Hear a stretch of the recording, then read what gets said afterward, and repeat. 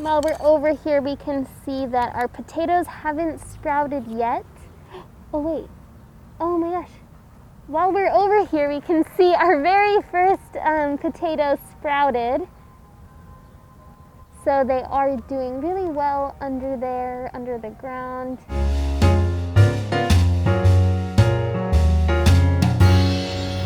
Hello Somerville, welcome to our second garden workshop at the Somerville Public Library, and check out our wonderful new chairs.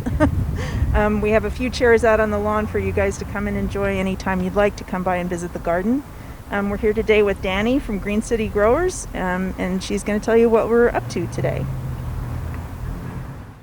Hey everyone! So today what we're going to do is take a look and appreciate what has grown and how well it's done. And then we're going to do some pest and disease scouting.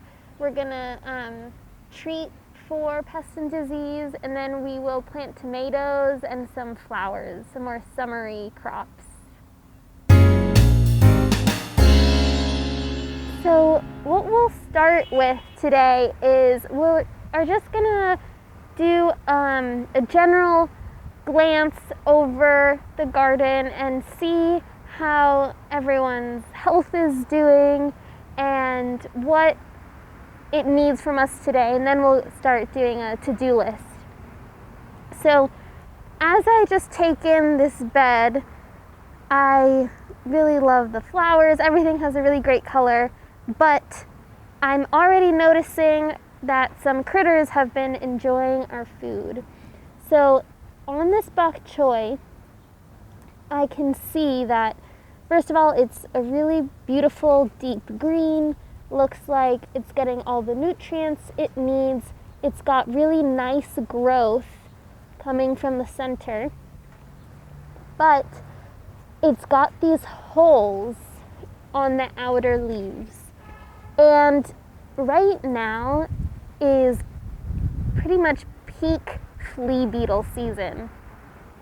So flea beetles have now thawed from the soil. They are ready to eat everything they can to reproduce, and they love mustardy greens. They love greens. So not surprised. Oh, look here. Can you see? Here they are.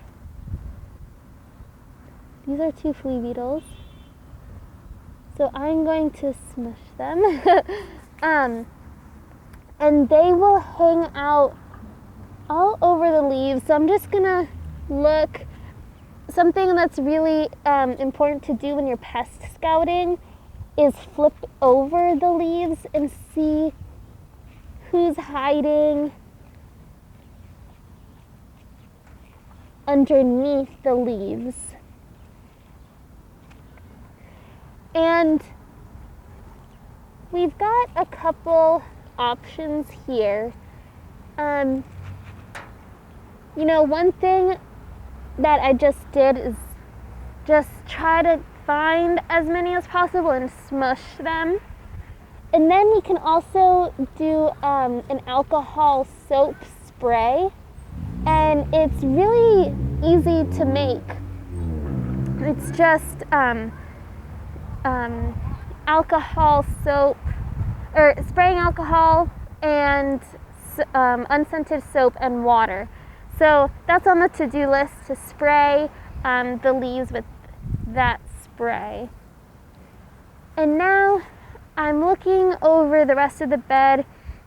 It looks like they've just started to get to the radishes. The radishes look great. Meg did an awesome job thinning them. So you can see that they're 2 finger widths apart, which is great. And for the most part, they look really healthy. We can even see the radishes itself are doing really well under there, but the flea beetles have just started to get into them. So we are going to spray those as well. It looks like the lettuce is doing really well. The nasturtium flowers have germinated. They look really sweet. It doesn't look like they have flea beetle damage, but we're gonna spray them as well because they are a tender young green and flea beetles love that. So we want to make sure that it's good, we can get ahead of the flea beetles. The beets look good. What I'm noticing in the beets is that the outer leaves have started to yellow, which yellowing leaves like this can kind of alert to a nutrient deficiency. And a yellowing or a loss of green is usually nitrogen.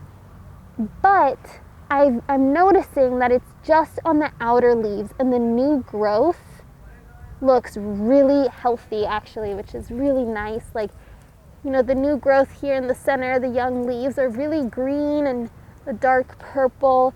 So that's awesome. But I'm gonna go ahead and put on my to-do list.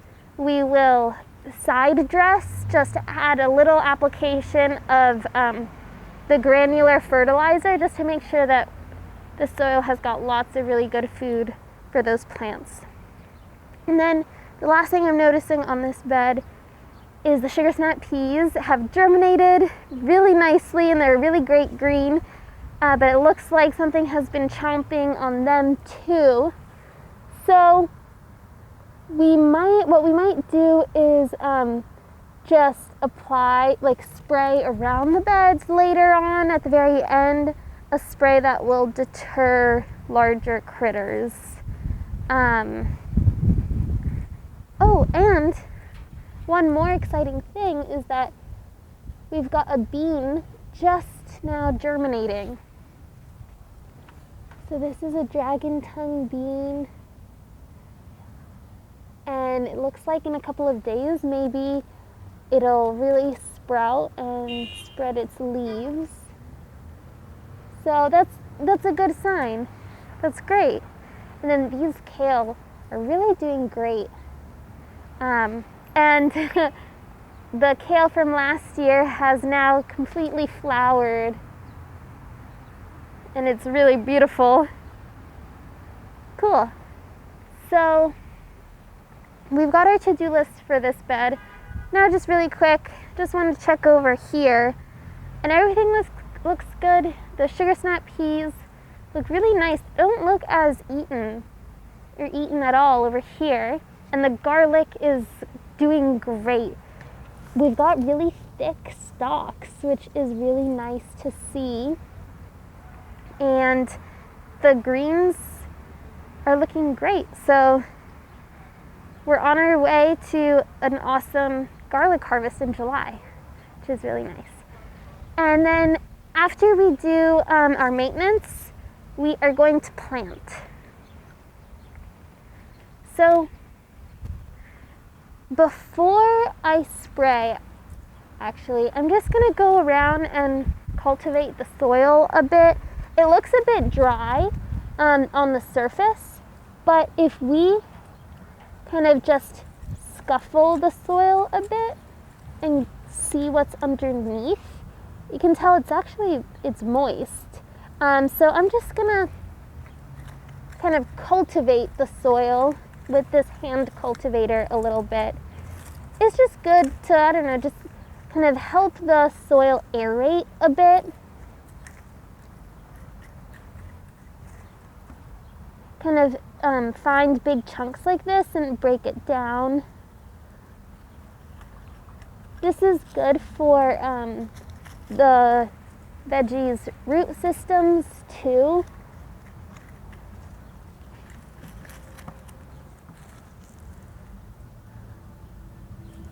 To give it a little bit more breath. And especially because this isn't something that I would recommend doing every day. But we were last here mixing the soil and kind of turning the soil over a bit a month ago. So this is definitely a good time to cultivate. And it's just the first couple of inches, really. This is a really nice tool. but sometimes I do it with my hands too.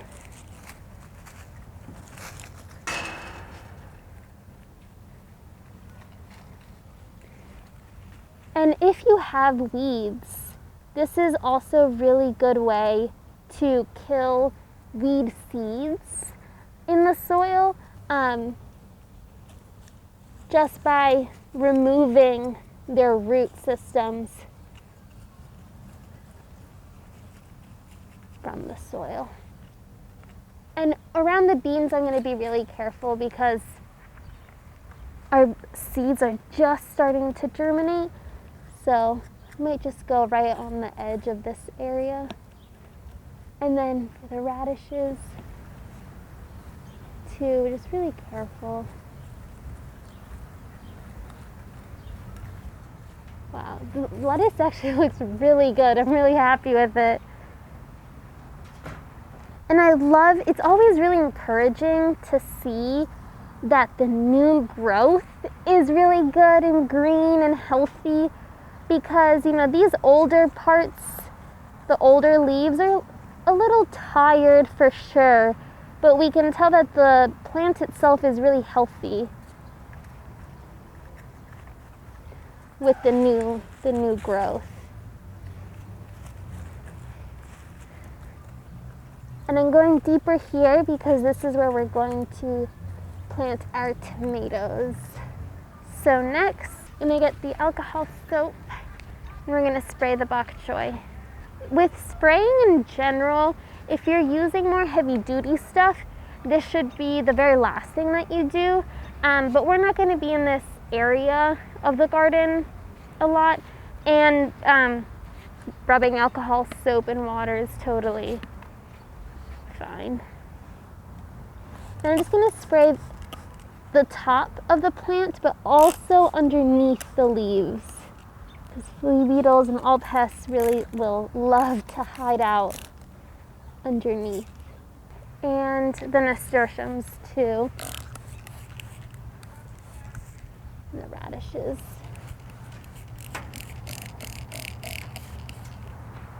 Awesome. And now let's plant.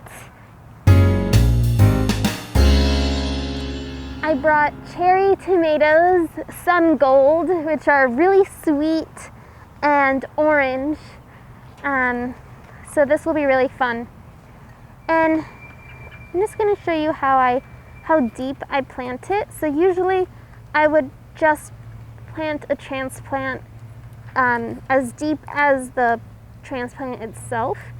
But if you can see here, tomatoes at the bottom of their stem, yeah, they have these tiny hairs, and if these tiny little hairs are touching soil, they'll actually help, and they will produce more roots, which will help stabilize the tomato plant. So I'm gonna try to get it about this deep. I'm gonna have it be at the soil surface right here, just so we encourage the tomato to produce lots of roots and be really stable.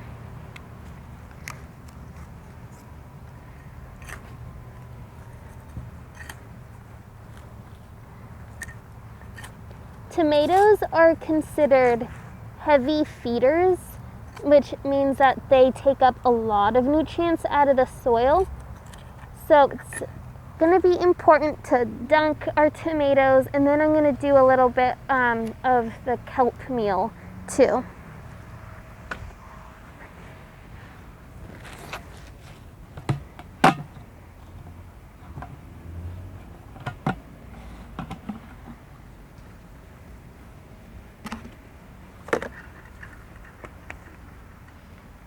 Put our fish.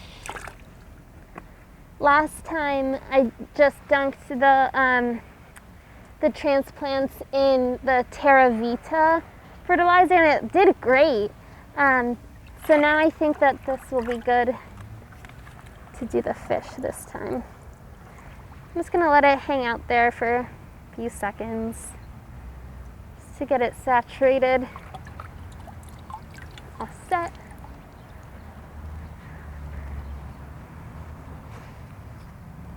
I'm going to be really careful when I take this out, just so I don't disturb the tomato root system, or I disturb it as little as possible, because it's already really nice and deep. I'm going to try to get it really deep in the soil. And now the whole, I really guess I will plant it as deep as these cotyledons, the first leaves of the tomato plant. There we go. And tomato spacing. Tomatoes can be planted about 18 inches to 2 feet apart.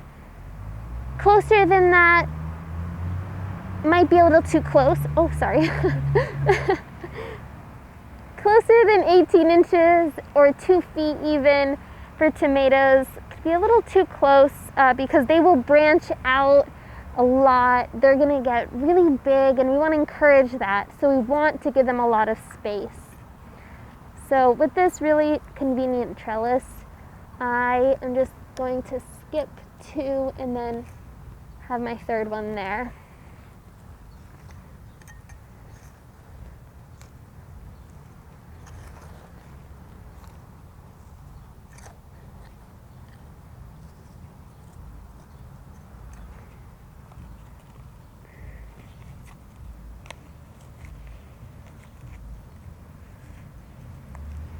Oh my gosh, and I love how tomato seedlings, tomato transplants, they already smell like tomatoes, which I think is really fun, exciting.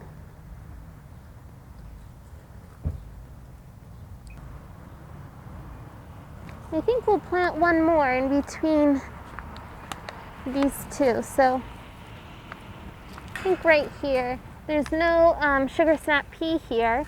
And it's a perfect place for our 3rd tomato. So in this bed, we've got one perfect spot for a tomato plant, and we are going to plant an heirloom tomato called Brandywine tomato. And you know, at this stage, they're pretty indistinguishable, but these are some really big, beautiful tomatoes. I love looking at the roots. They're a pretty impressive root system. Danke.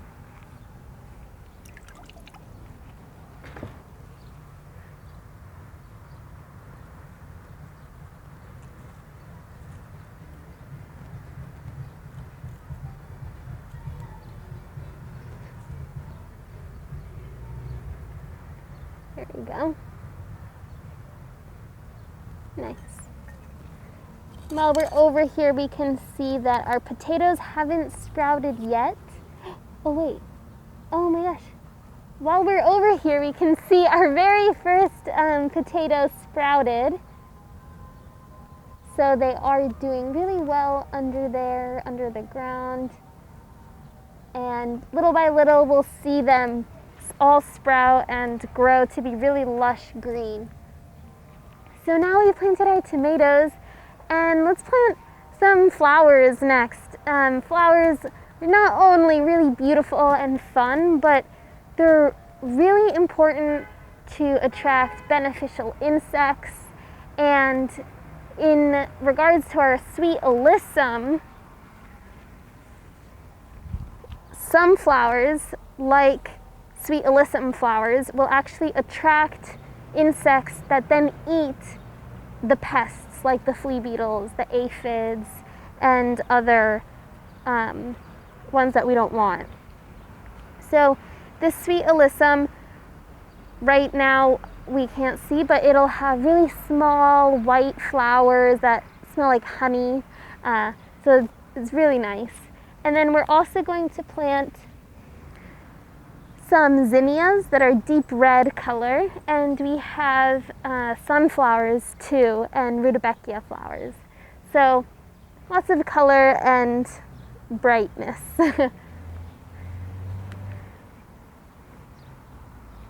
So we can start with the sweet alyssum.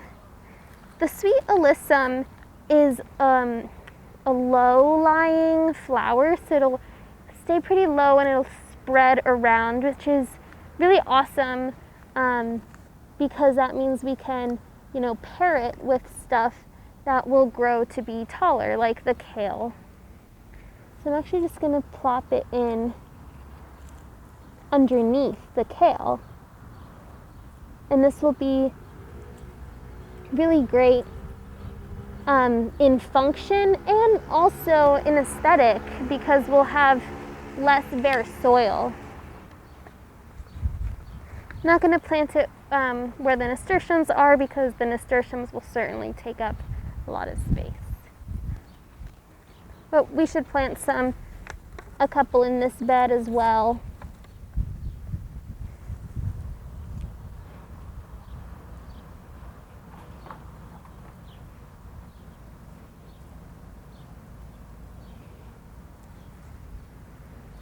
So we just planted our sweet alyssum, and now we're going to plant some sunflowers. These sunflowers are called Sunrich, and we're going to put them in the back and also next to the trellis, just in case they need some extra support, but also because they'll frame the bed nicely. So we'll do it on the sides and the back. Nice. Kind of water these. All right, so we'll put one. I'm gonna put one right here, just because I don't want it too close to the tomato. And this will be good once we harvest this lettuce. Can just have its own nice spot. Sugar snap peas won't branch out as much as tomatoes. They'll just be more vertical. So I'm going to put this closer to the sugar snap pea.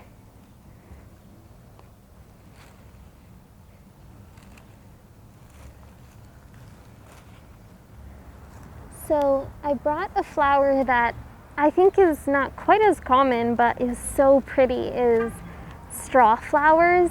This is purple red, and they look, whenever they bloom, they kind of look like they're paper flowers, and they dry really, really nicely. They keep their color really bright, so I thought this would be really pretty.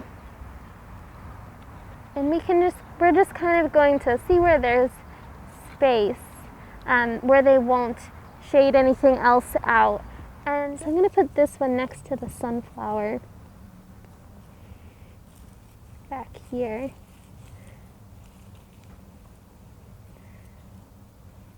So we planted 2 straw flowers, and next we're going to do maybe a couple Rutabekia.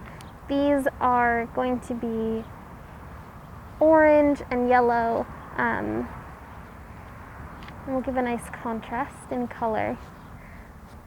So I'm thinking over here they'll do well next to the sunflower. And again, we're doing this for aesthetics, but also to attract beneficial insects. Then our last flower that we're going to add is a deep red zinnia.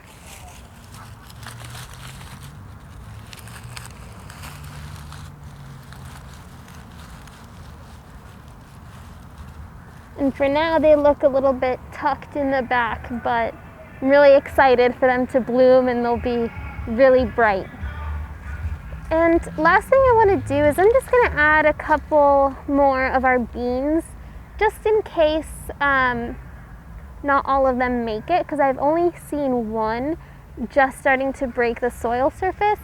So this is good. You know, we planted them early, and now we can just seed kind of for a guarantee that we'll get something.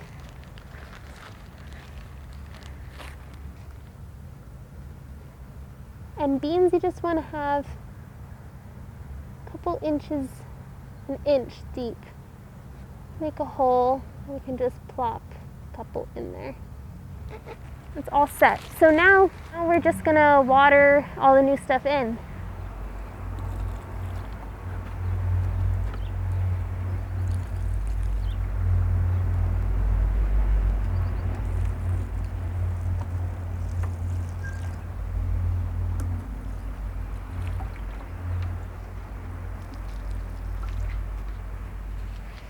very last thing that we're gonna do is, like I said, tomatoes are really heavy feeders, so we're just gonna put in all the nutrients, all of the food we can for the tomatoes and the soil.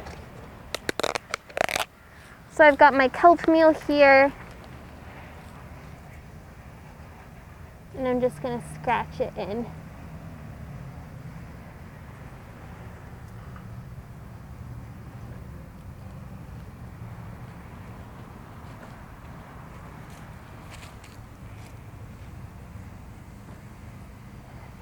And then these beets, I'm also going to add kelp meal just to make sure that they've got all the nutrients that they need, because these older leaves are looking tired.